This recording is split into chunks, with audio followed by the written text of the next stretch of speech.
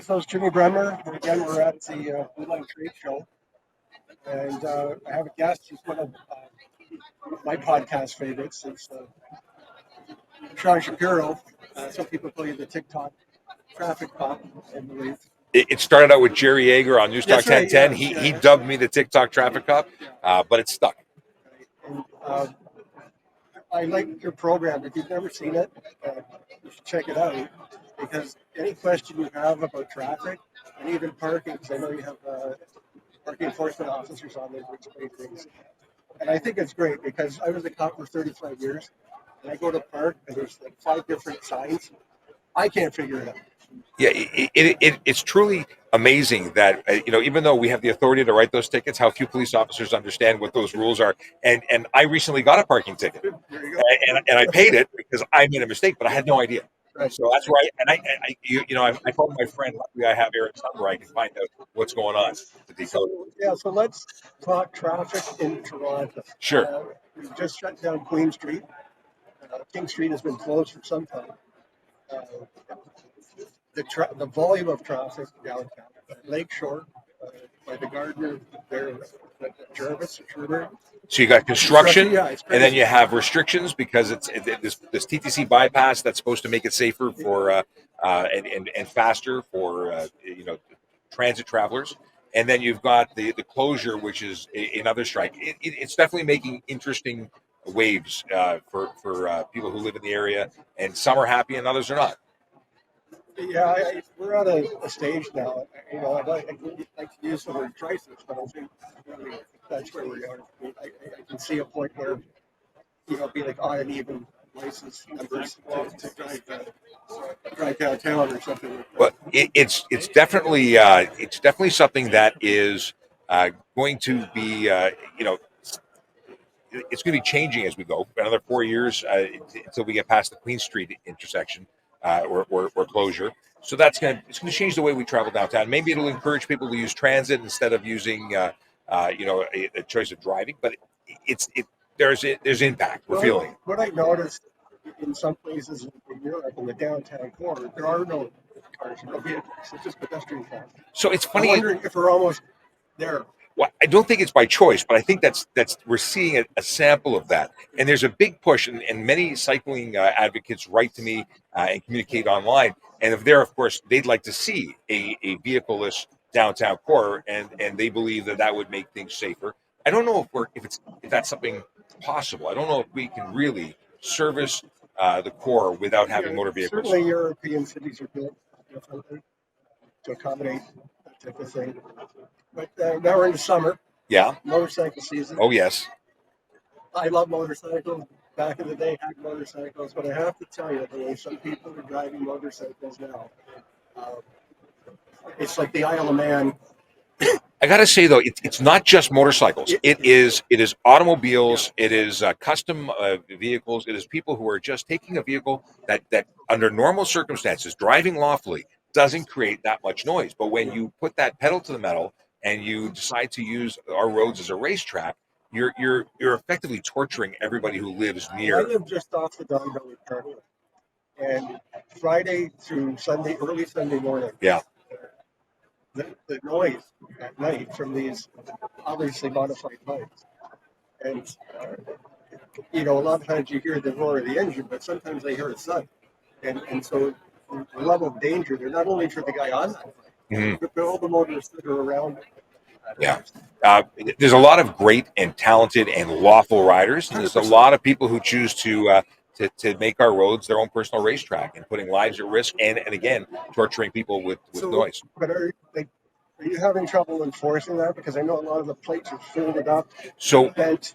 we are actively looking for people, regardless of type of vehicle, Right. that are choosing to break the law. But we are seeing people that modify their plates that don't have plates at all. A lot of the people who are going out and intending to do this type of driving are choosing to run without plates altogether, and that does make it challenging. Because Are you laying more dangerous driving, the criminal code, dangerous driving now?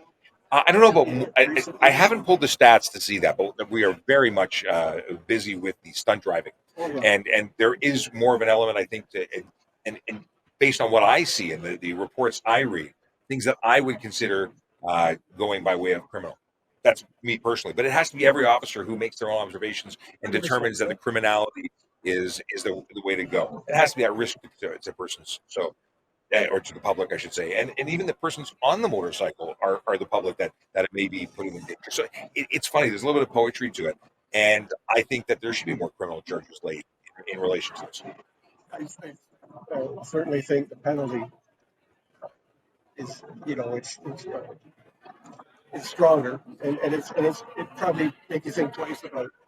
Well, here's the problem: the province has said, and they themselves have released it, that one of the reasons they increased the stunt driving penalties, so you have administrative and immediate penalties, is because there's so much that doesn't land with conviction in court. So I think one of the things we have to do is pressure the courts as members of the community, not as a police officer, but that members of the community have to, the courts have to hear them and understand that this is not acceptable, because so many of these things are being dismissed or pled down to lesser offenses, and you're not seeing people getting the 1 to 3 year further suspension on conviction. You're not seeing people, you know, really getting the hard hitting consequences. They're getting their 14-day impound and 30-day suspension, Sure. and then it's they're back to play again. Additionally, there's a lot of people who don't care what the courts say, and they'll continue to ride or do even if they have. So there has to be a next step, and jail might be the solution for these people. It may be. So I'll just finish on this. I know scooters, e-bikes. Some of the things I've seen people on e-bikes. I saw a guy had a helmet on, please, had a visor, and had a cell phone under the visor. He's one hand on the thing, and he's making like a left hand turn at Lawrence and Don Mills. That's a whole new level of stupid if Crazy. if they're doing that. But there's a whole bunch of things. So you've got your e-bikes, you've got e-kick scooters, you've got electric unicycles. You have a whole bunch of vehicles that are in this strange little limbo. Now, many people think that they're illegal, that they're permitted, and they're not. E-bikes have to conform to the rules. They have to be limited to 32 kilometers an hour of travel. They have to have a motor no more than 500 watts. And yet we're seeing bikes that are capable of doing 80, 90 kilometers an hour on highways with a modification that doesn't even require tools. It's a single wire. And then you have e-kick scooters that are supposed to be limited to 24 kilometers an hour under the pilot. And if they go beyond that, well, they aren't bicycles anymore. They aren't treated or deemed to be not a motor vehicle anymore.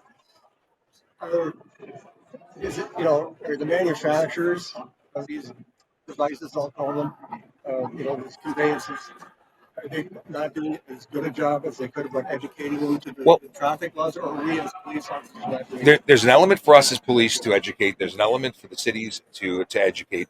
The dealers who are selling these are telling you right when you buy them, you just need to pull one wire and you can exceed the limit. So I wonder if there's a possibility of making them responsible. There needs to be some regulation here, because what's happening is people are doing whatever they want. Oh, clearly.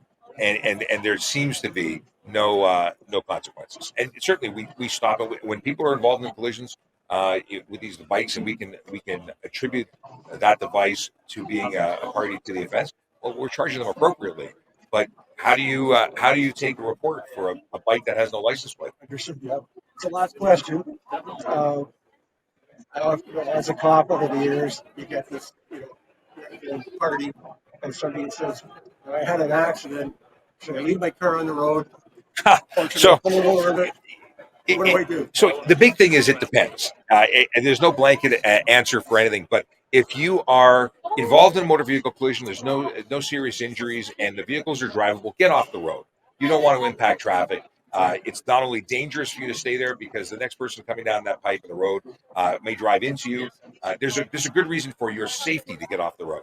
But if it's a collision that obviously has damage, is significant, ambulances are called, then don't move anything, because police officers need to see that scene the way it is, and they'll give you direction. But the best thing is call 911 and let the dispatcher give you direction. They know what they're doing. They've done it before. 100%. Well, I thank you for your time. I know you're a busy guy. Oh, it's my pleasure. I hope to have you on the podcast again. Yeah, I would love to come back again. Thanks Thanks for having me. everybody. We'll do. Take care.